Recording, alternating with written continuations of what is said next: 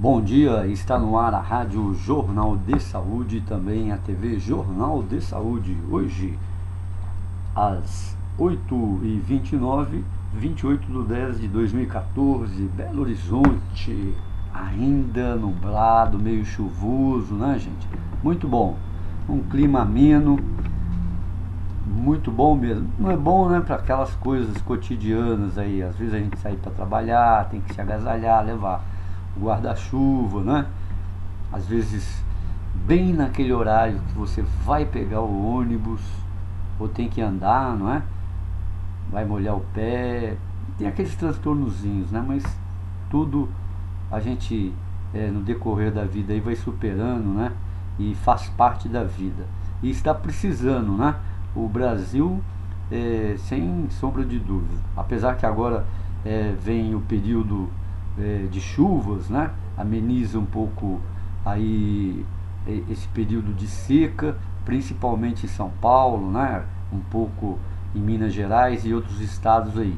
Já começa a ver também um olhar positivo para essa falta de água e todos esses clamores, né? E o pior de tudo isso, não é, gente? É que depois tudo fica esquecido novamente, não é? O saneamento básico é relegado a quinto, décimo plano, né, em todos os planos de governo, a despoluição dos rios, não é? A mata ciliar dos grandes rios como São Francisco e outros, né? A prospecção de minério, enfim, a plantação, reflorestamento de áreas, né, devastadas aí pela ganância dos espigões, né, dos edifícios e das rodovias e das avenidas, tudo perenizadas, onde o lençol freático não tem mais a mesma vida de outrora, né? Então tudo isso é um conjunto, não é, da obra e aí de uma grande tela de poluição que nós temos aí, sem falar da poluição industrial, né? A qualidade do ar que é péssima, nós estamos vendo, você pode analisar hoje na internet, tem grande quantidade, você pega, você não acredita, tem vezes que você pega fotos da qualidade do ar de Manaus, não é? E você pensa que é de São Paulo, não é? De tanta poluição atmosférica, do ar que nós estamos respirando e caindo em nossa pele, cabelos, né? O dia inteiro. Então, tudo isso, infelizmente, depois que passa essa agrura aí de falta de chuvas e tais e tais e tais, tantos comentários da falta de água, a água vai ser o elemento mais precioso do planeta, vai ter guerra entre países por causa de água, porque sem água o ser humano, não é, e o animal, a criação também, os seres não vivem, né, as plantas, tudo, não tem nem alimentação, não é? Se a gente for radicalizar mais no pensamento.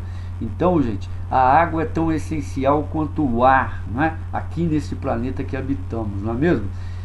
O pesar mesmo, né? O hacking aí para ser feito mesmo em cima disso é que depois que passar esse período aí de seca, não é? Essas chuvas aí que sempre foram abundantes no Brasil, não é? Ainda continuam apesar dos períodos de seca, vai ser esquecido, né? E isso é lição de até acho que de séculos, né, no Brasil. Nordeste que o diga, não é? Tem aquelas secas às vezes de 7 anos que precisa o Brasil todo fazer, infelizmente, né, donativos, mandar remédios, até alimentação, tudo quanto há para o Nordeste, para não lermos depois, né, fartos livros aí, literatura de crianças morrendo de sede, comendo barro, né, como o Graciliano Ramos registrou, não é? Tão de maneira tão vibrante, né, vamos dizer assim, em seus livros, né, relatando a crônica diária do que morrer de sede, o gado morrendo de sede, né, criança comendo barro úmido e morrendo com a barriga rachada, né, porque o barro chega uma hora não mata mais a sede, não faz digestão, não é mesmo? Então, é muita coisa aí, ó. Eu acredito que deveria ter um plano no Brasil, piloto emergencial, para a gente começar a fazer a lição de casa da despoluição correta, não é? Reflorestamento em áreas críticas, não é? Despoluição de rios e principalmente para que haja sucesso a despoluição dos rios, não é? O reflorestamento até que é exequível a curto prazo, mas é preciso do saneamento básico, não é? Paulatino, diário, rotineiro, não é? Para que os esgotos sejam destinados para estações, mini estações de tratamento e possam ser devolvidos aos rios, não é? De uma forma melhor, mais limpo. Assim, os rios, eles mesmos, por si mesmos, por sua natureza, não é? Física, biológica, a flora, tudo, eles mesmos se recuperariam, né? Então a lição tem que vir do ser humano, não é? Ele que poluiu, ele que joga os dejetos domésticos, industriais, não é? E fecais nos rios, não é? Tem que fazer esse tratamento, né? A rede de esgoto, estação de tratamento, para ir novamente para os rios, né? Ou até não tem como fazer, eu acredito, um reservatório de todo o esgoto, né? Que seria uma água em abundância, não tem como. Eu acho que é até falar bobagem aqui. Tem que devolver mesmo para os rios e depois, não é? E também aí não vai se empregar todas as técnicas de tratamento de água para ela se tornar potável, né? Vai ser até uma medida, nem precisa, não é? Aí o próprio rio vai despoluir, vai ter peixe, não é? Vai ter lá as plantas que vão nascer e tudo mais. Então é urgente, né? Vamos ver se essas autoridades aí, né, governadores, homens inteligentes, né, médicos, aí advogados todos formados, né, curso superior, que através, não é, de lições amargas às vezes podem tirar conclusões inteligentes para a sociedade, né, possam começar a dirigir as suas administrações neste sentido, né, o saneamento básico. E com isso, gente, a saúde vai ganhar 5 pontos positivos. O saneamento básico elimina a reinfecção, não é? A inflamação, gripes, não é? Proliferação de roedores, de insetos, não é? Torna assim a vida de uma comunidade muito mais, não é, prazerosa, no sentido que ela vai sair, não vai pisar numa poça, não é, que provavelmente ali também está passando dejetos, não é, fecais ali de um vizinho, até seu mesmo, né? E nem sua criança vai jogar bola, nem seu cachorro vai beber daquela água. Então é muito melhor, não é? Para depois colocar numa comunidade dessa um centro de saúde, né? Para tratar o intratável. Se acaba de dar uma pílula, um remédio para uma febre, provavelmente de uma contaminação bacteriana, e depois a criança volta, né? E o cão e todo mundo ali para o mesmo habitat ali, frente a um esgoto a céu aberto, né? Que eles chamam aqui de córrego, né? Córrego, né? Que se faz porque o dejeto, né? Ali tinha mesmo um córrego, uma mininha de água, né? Mas virou esgoto a céu aberto, né? Que acontece muito nos municípios também. Vai lá, faz uma pousada, faz um hotelzinho, e isso e aquilo, tem aquela, começa a chegar gente, e para onde vai o esgoto? Vai para um manancial natural de água limpinha, que tinha até peixe, né? E vira um esgoto. Então é preciso que as autoridades comecem mesmo a exigir de prefeitos, não é, os seus relatórios, as suas administrações, os seus investimentos em saneamento básico, que é sinônimo de saúde, é sinônimo de progresso, sinônimo de economia, não é? De despoluição, não é? E de integração com a natureza, não é? no sentido dela funcionar do jeito que ela tem que funcionar. Gente, hoje aqui eu tenho notícia aqui, mas é de uns babado fortíssimo, gente, fortíssimo mesmo. Eu não sou dado a fofoca nem a mexericos, né? Gosto de ser o quanto mais profissional que eu possa ser, né? Porque jornalismo não é fuxico, não é mexerico, não é fofoca, né? Mas essa notícia aqui me pegou porque e também não é dessa ordem, né? Mas como ela é de caráter pessoal, né? Então fica um pouquinho dado a esse critério, né? Do fuxico, do mexerico, etc e tal.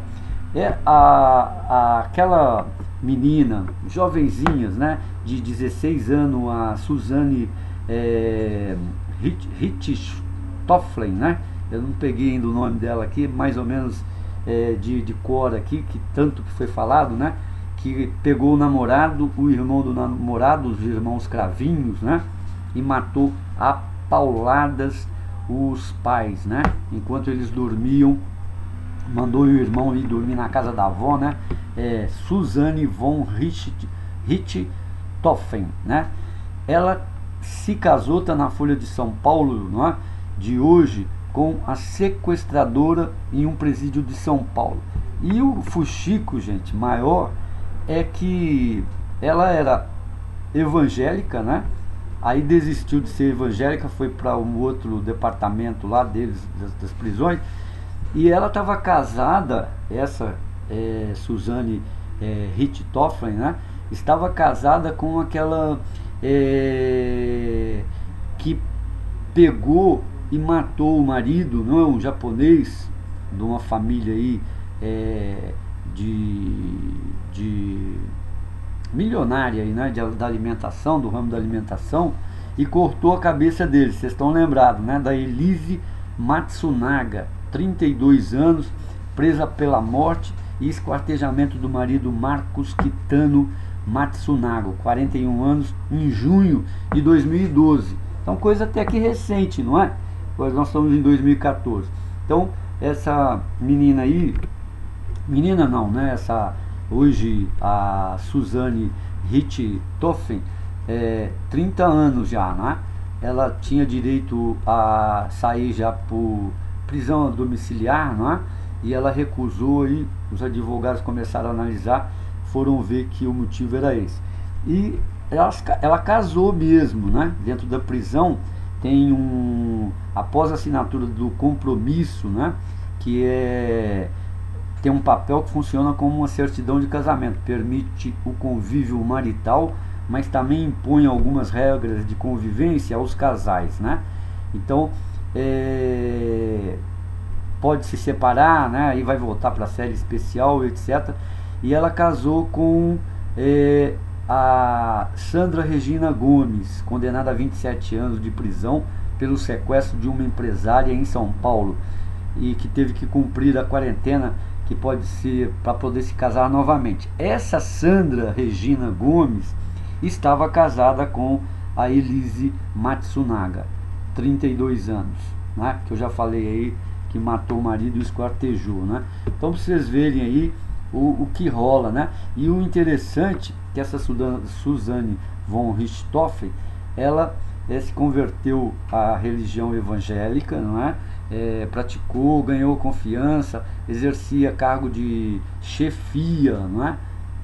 Isso mesmo, cargo de chefia, onde as três se conheceram e fizeram esse triângulo amoroso aí, não é? Então, uma notícia assim um pouco chegada ao barraco, né? Ao mexerico, mas é muito interessante, né? Como eu fiz uma entrevista ontem, gente, vou passar no programa da Rádio Brasil, né, FM 87,9, no sábado, às 14 horas, você está convidado, vou deixar inédita, não vou passar aqui ainda não, sobre uma lei que tem, não é, do direito, não é, do homossexual poder mudar de nome, tanto o homem quanto a mulher, né? Mas existem muita coisa aí que nós discutimos, né? Peguei um advogado, essa semana ainda vou ver se eu consigo conversar com um psicólogo, né? para analisar essa fase mais mental, não é? Mais interna dessas pessoas, para a gente ter um outro lado também da notícia, né? Eu vi só o lado do jurídico, aí nós vamos ver também o lado não da saúde, né? Isso aí não é questão, que se eu fosse falar da saúde, deveríamos também ver os outros profissionais. É mais o lado emocional mesmo, que mexe aí com as pessoas, né? Então, tá bem assim, ó, você tá convidado aí a fazer, entrar, né? Você entra pela internet, só colocar lá Rádio Brasil FM bh.com.br e entrar em novidades, clicar e você vai ouvir na internet a rádio, né? Porque ela é comunitária, mas nós estamos também na internet, né? Então das 14 horas no sábado até às 16 horas você tem esse compromisso comigo. Gente, quero falar para vocês, ó, que tem um curso excelente, vou dar aqui para vocês o telefone, sobre Floral de Minas, isso mesmo, ó. Você não pode perder esse curso, sabe por quê? Porque o Floral de Minas, eu estava falando sobre psicologia, ele trata a saúde da pessoa em vários níveis, né? E parece que coisa, como se diz? Muitos falam aí alternativa, que inócuo, que não vale nada, mas pelo contrário, gente, o poder das plantas, né, é muito grande. Então tá aqui, ó, curso de formação de terapeutas no Sistema Florais de Minas, modular semipresencial. Esse vai ser, quer ver? Não vai ser em Belo Horizonte, não. Ele vai ser sim, em Belo Horizonte, na rua Cesóstenes Milagres 222, bairro Lourdes. Não, minto, vai ser em Itaúna, Minas Gerais, tá? Eu tenho que suprimir aqui uma informação. Do dia 29 a 30 de novembro de 2014, 20 e 21 de dezembro de 2014, 24 e 25 de janeiro de 2015 e 8 e 9 de fevereiro de 2015, tá? Um curso de formação de florais de Minas, muito bom, ó. Tem floral para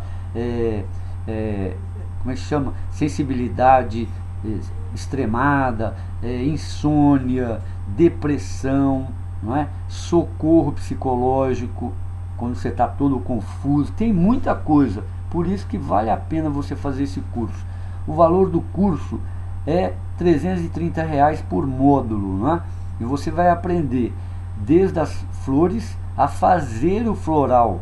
Quer dizer, olha só, hein, a importância, você aprende a fazer o floral até cultivar aí uma flor, colher aquela flor sem agrotóxico, que é muito importante, sem defensivos agrícolas. Aí você pega ali, faz, né? Eu sei mais ou menos um pouquinho, aí você vai solarizar e depois tem que fazer como conservar e tudo, ó. Curso de formação de terapeutas no Sistema Floral de Minas, modular semipresencial. Ó, ligue aí, ó, 37 32 42 11 47. Você não paga interurbano não, viu? 37 32 42 11 47. Ou então você fala com a Simone Grace de Paula, né? Pelo 97 80 70 62. 97 80 70 62. Você fala com a Simone, tá? 97 80 70 62. Florais de Minas modular. Agora, nós temos aí, que eu já te falei, né, uma oferta aí para vocês. A Doctor Center tá dando uma oferta para você, que é de você fazer um clareamento. Isso mesmo, você faz um clareamento dentário muito bacana, não é? E paga somente R$ 49,90. Você liga agora para o 3211 5001. Anotou? 3211 5001, é facinho esse telefone, né? 3211 5001. E fala com o pessoal da Doctor Center, fala que ouviu aqui no Jornal de Saúde, não é? Marcelo Santos aqui falando para você. Doctor Center, clareamento dentário por R$ 49,90. Sabe por que eu estou dando essa ênfase? Porque esse clareamento no mercado está saindo por 800 ou 500 reais. e a Doctor Center está garantindo, não é, que vai cumprir aí os R$ 49,90. É só você ir 32 11 5001, né? Aí você vai na Rua Santa Catarina 438 e fala que ouviu aqui no Jornal de Saúde ou lá no nosso Sábado Show na Rádio Brasil FM 87,9 e você pode fazer o seu clareamento, né? Sem pagar os R$ 500, né? Tem um desconto aí, descontaço, né? De quase 90% de desconto, né? Gente, tem aí uma matéria muito interessante, né? De um historiador. Não sei se vocês viram, tem muita gente que hoje, né, claro, tem aí internet, vive aí nas redes sociais, né, tem tempo, a enxurrada de pequenos posts, né, pequenas mensagens sobre a votação maciça, não é? Quase não, né, homogênea que a Dilma Rousseff teve no Nordeste, né? Então, o que ocorreu? Ocorreu que muita gente, eu classifico essas pessoas para o lado aí de neonazistas, né? Esses muçulmanos radicais aí, xiitas e tudo mais, para ter umas ideias desse nível, né? Acusando os nordestinos de serem atrasados, pobres e de não saberem votar porque votaram na Dilma, né? Agora, todos esses que estão atirando pedra na vidraça da Dilma não deveriam esquecer que nós temos 3 poderes constituídos, não é, na nossa Carta Magna. Não é, chama-se judiciário, não é? Outro se chama legislativo e outro se chama executivo, não é? O judiciário, não é, nos casos todos aí de corrupção, até então agiu, e o partido, eu não quero defender isso aqui porque eu estou falando de fatos concluídos, não é?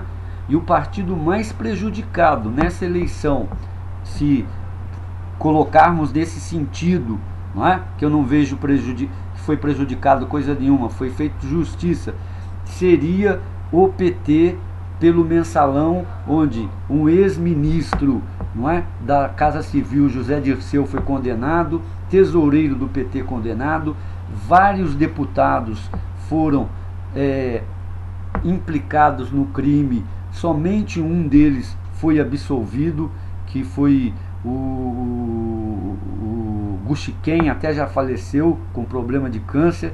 Então, o mensalão do PT foi julgado, o do PSDB não foi julgado, e o caso da Petrobras, não é? Ninguém no Brasil pode falar que não ouviu, que não leu, que não viu na televisão e ouviu, porque foi amplamente divulgado, discutido, debatido, não é? Foi até igual foi ruminado, vamos dizer assim, né? Igual o camelo faz, né? Vai lá no estômago e volta de novo para a boca. Tem alguns que os animais aí também que faz isso, né? Masca, engole, depois regurgita e come de novo, né? Então o negócio foi mais do que dissecado, só que não chegou no âmbito do judiciário, não é? Por causa da a morosidade, não é? Que já peça histórica de museu da nossa justiça, né? Demora, vai acontecer o julgamento, tem que ter testemunhas, não é? Acareação, juntar toda a peça para ir para os juízes e ser julgado, e quem for implicado vai ser condenado. Agora nós temos uma nova modalidade, né? Permitido, é lei, não é? Mas é imoral, ao meu ver, a delação premiada, que já premiou aí o diretor que subtraiu, não é? 23 milhões de dólares e jogou num banco da Suíça, o Paulo Roberto Costa. Então ele vai pegar só 3 aninhos de cadeia por causa da delação premiada. Então o problema nosso, gente, está no nosso judiciário, não é? Porque se ele fosse ágil, se ele fosse célere, ele teria julgado, e se Dilma Rousseff, seu governo, os seus deputados lá dentro da Câmara do PT e tudo quanto do PT e do PMDB, todos os partidos, aliás, estivessem implicados, o povo brasileiro ia saber fazer a leitura, não é? Mesmo que até de audição, e ia saber votar, ia saber recusar, não é? Não ia votar só porque muitos falam, né, que é o voto de cabresto por causa do tal de Bolsa Família, Bolsa não sei aquilo. Não é só por causa disso, não. Aécio Neves também não provou nada com nada. Ele perdeu 2 vezes no estado de Minas, 2 vezes. Ele ganhou na capital Belo Horizontina, não é? Mas perdeu no estado, porque o estado reconheceu, o estado começou a ouvir, o estado lembrou de sua administração de 2 mandatos aqui, não é? Aumento de impostos, aeroporto em propriedade de tio, várias obras, não é? Que precisavam ser feitas com dinheiro federal disponível, não foram feitas. Então, não me venha falar que é por causa do povo nordestino, que é sacrificado, que passa períodos prolongados de seca, não é? Que vive no agreste. O cara tem lá sua casinha de pau a pique, lá do adobe, não é? E planta sua comida, tem seu gadinho lá para ter um leite e uma carne uma vez por ano. As crianças caminham quilômetros e quilômetros para estudarem, às vezes debaixo de chuva ou do sol escaldante. Então o cara está no sul maravilha, né?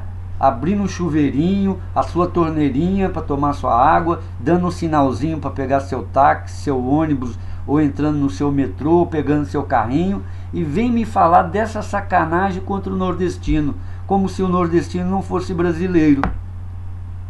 Não é?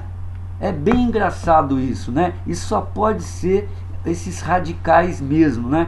Nazistas, neonazistas, esses islâmicos aí que estão pondo fogo lá na África, lá nas pessoas vivas, né? Os caras estão querendo implantar isso aqui no Brasil, ué. E, ao meu ver, né, nesse princípio, nós não podemos ficar só nos discursos, não, e nem nos historiadores que estão aí na internet aí oficialmente já falando sobre esse caso.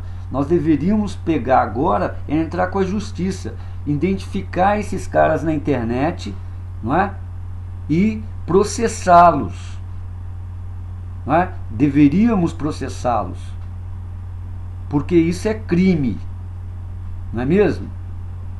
Você mandar matar nordestino, quem quer que seja. Porque não é possível, gente. Não é possível. Não é? Isso aí já nem. Isso não é política mais. Não é política mais. Isso não é política. Isso já é uma ideologia, e uma ideologia do mal, não é? Uma ideologia que está promovendo o preconceito, não é? O racismo. Aí eu vejo aí o racismo, não é? A supremacia de uma raça, né? Ou de uma cor de pele, ou qualquer coisa, ou de, vamos dizer, status sociais, né? De ser curso superior, ou pele branca, sabe, e ter dinheiro. E não é por aí, não é? Não é por aí. E vamos aí, ó, o Sul, eu estava lendo agora, né? Vou falar para vocês aí. Atlético Mineiro é o time que está mais devendo. Agora fizeram o último levantamento aí, 272 milhões aos cofres públicos. Ainda falta aí as dívidas municipais e estaduais. É muito dinheiro, né? Depois vem Flamengo, vem Corinthians, São Paulo, os times lá do Sul, Grêmio e Internacional, todos os times brasileiros aí grandes, Santos e São Paulo, Paraná, Santa Catarina, o Sul Maravilha aí, da onde saíram essas bestas que estão aí na internet aí, provavelmente, são os estados que mais devem à União. São as dívidas públicas maiores que tem no Brasil. E eles não pagam, eles empurram com o umbigo. Cada vez que chega na hora de pagar as dívidas, eles vão lá, pressão daqui, pressão dali, congressista dali, deputado dali, faz um acerto e não pagam suas dívidas. Portanto, não teriam mérito nenhum, não teriam credencial nenhuma para vir criticar o Nordeste brasileiro, onde nesses estados sulistas se concentram as indústrias, se concentram os centros financeiros do Brasil, E se nós estamos dentro de uma união, onde todos os estados fazem parte da República Federativa Brasileira, não tem como, tem que ser um bicho do mato mesmo, um topeira, para vir levantar uma crítica preconceituosa dessa e colocar na rede social, Então é por aí, gente. Eu acho que vocês deveriam denunciar, porque eu acho que essas pessoas também, tenho certeza, elas nem devem ser identificáveis, deve ser igual aquele tarado que estava lá na casa do caramba na Inglaterra e estava querendo ver o peito de uma dona aqui no Brasil, fazendo terror com ela. E por isso é que nós temos agora a Polícia Federal deveria matar a serpente no ovo, investigar todos esses pós e chamar a pessoa à barra do tribunal, falar: vem cá, você vai ter que explicar isso aqui, você é de uma organização ou você é meio chapado mesmo, O que é isso? Porque exacerbou, gente, exacerbou. Até o candidato que perdeu a eleição aí, o mais prejudicado, que agora tem que pagar a dívida da eleição, a dívida moral por ter perdido e a dívida econômica, que não deve ser pequena, foi de extrema elegância e politização, chamou o país à união e não ao preconceito e não o revanchismo, Então é por aí, Eu acho que, agora o judiciário brasileiro é que deveria entrar nesses dois casos, Petrobras, e esses casos aí de preconceito, racismo, na internet, que extrapolou, gente, extrapolou, a gente tem que levar sempre aquela máxima dos iluministas lá, o pessoal aí da Revolução Francesa, que dizia sempre: a minha liberdade começa quando a sua termina, ou vice-versa, Então todo mundo tem direito à opinião, de manifestar sua opinião, votar em quem quer que seja, dentro dos bons princípios, não ofendendo ninguém, não agredindo ninguém, numa boa. Então é sacanagem isso aí, que aconteceu aí em relação a esse pessoal aí que está em cima dos nordestinos, E se ela ganhou, sabe por quê? Porque realmente, gente, no Nordeste, R$100 aqui no Sul Maravilha, eles podem não valer nada, porque não vale mesmo não, frente à inflação e tudo mais. Mas R$100 no Nordeste, ele ainda é dinheiro, viu? E ele mexe com a economia, ele resolve muito problema. Infelizmente, o bom seria dar o peixe e não como o senhor aí de 70 e poucos anos falou: eles estão dando o copo de leite e não a vaca. O bom seria dar a vaca realmente, Não só o copo de leite, mas que R$100 resolve muita coisa lá no Nordeste, isso aí não tem a sombra de dúvida. E o mérito da dona Dilma Rousseff foi o de conseguir, junto com o Lula, né, e com o Patrus Ananias, outro mineiro, né, consolidar essa ideia. Hoje são, segundo a conta dela aí, eu não sei se é realmente, 32 milhões de pessoas que recebem esses quase 100 reais, acho que está entre 90 a 100 reais por mês do Bolsa Família, né? O que permite algumas famílias não morrerem de fome, ou não passarem fome durante o mês, né? Que nós antes víamos muitas matérias aí, né? Enquanto estava com a nossa barriguinha forradinha, né, no sofá, gente que só tinha arroz no dia para comer, ou só era feijão no dia para comer, ou estava caçando o rato do mato, né, os gabiru que eles chamam lá, para comer, né? Então isso daí que a gente precisa ver também em relação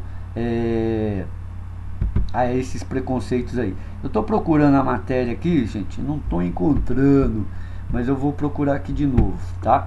Só um minutinho. É a matéria das dívidas dos times. Eu fiquei impressionado, viu, gente? Fiquei impressionadíssimo mesmo, porque até então eu tinha, não vou dizer também que seja o nosso presidente aí, o Marcelo, o presidente do Atlético, né, Calil, seja culpado, nada disso. Ele já herdou isso de outros presidentes, né? Mas sempre um grande administrador, não sei o que lá. E agora está aqui, ó, a matéria dizendo aqui, ó, ela está no UOL, dívidas dos clubes, a matéria do Pedro Lopes, né, do UOL em São Paulo. Dívida dos clubes com a União subiu em 2014. Atlético de Minas Gerais e Cariocas lideram, não é, a dívida. Olha só o que diz o texto. As dívidas dos clubes com a União Governo Federal cresceram em 2014. Os maiores clubes de São Paulo, Rio de Janeiro, Minas Gerais e Rio Grande do Sul tiveram aumento nos valores devidos em relação a 2013. O Atlético de Minas Gerais foi o campeão, seguido pelos cariocas Fluminense, Botafogo e Vasco. A UOL Esporte teve acesso ao levantamento feito pela Procuradoria-Geral da Fazenda Nacional, PGFN, incluindo no primeiro semestre deste ano. O total devido pelos clubes saltou de 2 bilhões de reais em dezembro de 2013 para 2,18 bilhões, isso, ó, 18 bilhões, né? 2,18 bilhões. Isso inclui algumas equipes, em sua maioria de menor expressão, que conseguiram reduzir suas dívidas. O Atlético de Minas Gerais puxou a fila e, segundo a PGFN, foi o clube que mais aumentou suas dívidas federais, se tornando também o maior devedor da União após o primeiro semestre de 2014. O número mais do que dobrou, de 120 milhões para 272 milhões. Isso daí porque o Atlético tinha feito uma negociação e não pagou nem a primeira parcela da negociação, né? Aí a União dobrou. Eu vejo errado isso, por isso que os clubes têm que recorrer, né? É errado fazer isso também nesse sistema financeiro que nós temos aí, caótico, né? Onde já se viu uma dívida mais do que dobrar em cima de juros. Tá igual a dívida externa brasileira, né? Se torna impagável. Por isso tem que colocar advogado em cima e discutir isso nos tribunais, não é mesmo? Em seguida vem os cariocas, Fluminense, Botafogo e Vasco. O Clube das Laranjeiras saltou de 90 milhões para 162 milhões, outro absurdo, né? Quase que dobrou. O Botafogo, que enfrenta uma das maiores crises financeiras de sua história, viu sua dívida ir de 166 milhões para 199 milhões. O Vasco de 135 milhões para 153 milhões. Dentre os paulistas, o aumento foi bem menor. O Santos viu sua dívida crescer de 8 milhões de 57 milhões para 65 milhões. O Palmeiras de 7 milhões de 39 milhões para 46 milhões. O Corinthians tem o maior débito do estado, 142 milhões. O valor, porém, aumentou apenas 4,5 milhões em relação a 2013. Bem administrável a dívida do Corinthians, né? O São Paulo é dono da menor dívida federal, aproximadamente 7 milhões, que teve aumento de 380 mil.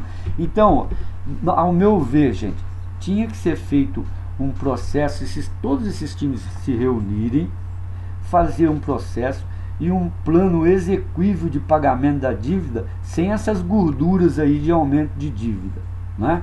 Tirar a gordura, tudo bem planilhado, bem estudado, né, por contadores profissionais aí do estado até, e fazer com que os clubes comecem a pagar essa dívida, não é? Porque é ridículo, né, nós ficarmos aí discutindo salário de jogador de 1.900.000, de técnico a 600 mil reais e tal ali, e tá uma coisa dessa, não é? Isso, agora vender jogador para fora, isso é outros 500. Agora aqui deveria ter um desengorduramento, não é, dessa folha salarial dos clubes, não é mesmo? E uma renegociação dessa dívida para ver se a gente entra no, não é, sempre o denominador comum, não é? Porque senão, gente, nós vamos ficar nessa aí, ó, pão e circo, mas a miséria do lado, né? A gente tem que cuidar da miséria, da pobreza, para que todos possam produzir, né? E não vir se afundar na miséria e na pobreza novamente, né? Igual ficar dando esses espetáculos aí, pagando esses jogadores altíssimos salários, né? Sustentando a cartolagem da CBF, da FIFA, nacional e internacional. Os clubes nunca vão sair desse buraco, né? E isso é ridículo, pegar e dobrar uma dívida de um clube, se ele já está ali naquele problema, né? Você viu que o Atlético Mineiro atravessou, vendeu um jogador aí importante, né, que estava crescendo aí, aparecendo no futebol nacional, seleção e tudo, e acabou 76 milhões, né? Foi aí esqueci o nome dele agora. 76 milhões foram apreendidos, né? E ficou por isso mesmo. O Atlético se descuidou, não pagou o primeiro acordo que ele tinha feito, que se tivesse pago, não tinha sido apreendido, né? Ia ser apreendido só as parcelas que estavam atrasadas, e agora está aí, ó, teve sua dívida dobrada para mais de 270 e poucos milhões aí, não é? Acho que 200 e... eu não vi aqui, ó, 272 milhões, de 120 milhões, é absurdo. O dobro daria 240, né? Mais que o dobro. Tem quase aí 130% de aumento da dívida do Atlético Mineiro. Uma sangria, uma selvageria, né? E eu acho que isso é injusto, não é uma matéria jurídica, né? O jurídico do Atlético deveria, sem sombra de dúvida, pegar em cima disso. Gente, hoje eu me estendi muito aqui, né? Me desculpe, aqui eu passei já 11 minutos do nosso tempo aí. Muito obrigado por você ter me ouvido aí. Saúde e paz, até amanhã. Foi o preconceito lá contra os nordestinos, né? Eu exagerei aqui também. Falei além da conta, mas era preciso, né, gente? Porque sem sombra de dúvida, isso é coisa desses carecas aí que são neonazistas, né? Não tem como a gente admitir uma palhaçada dessa, um crime desse contra os nossos irmãos, né, do norte e nordeste aí.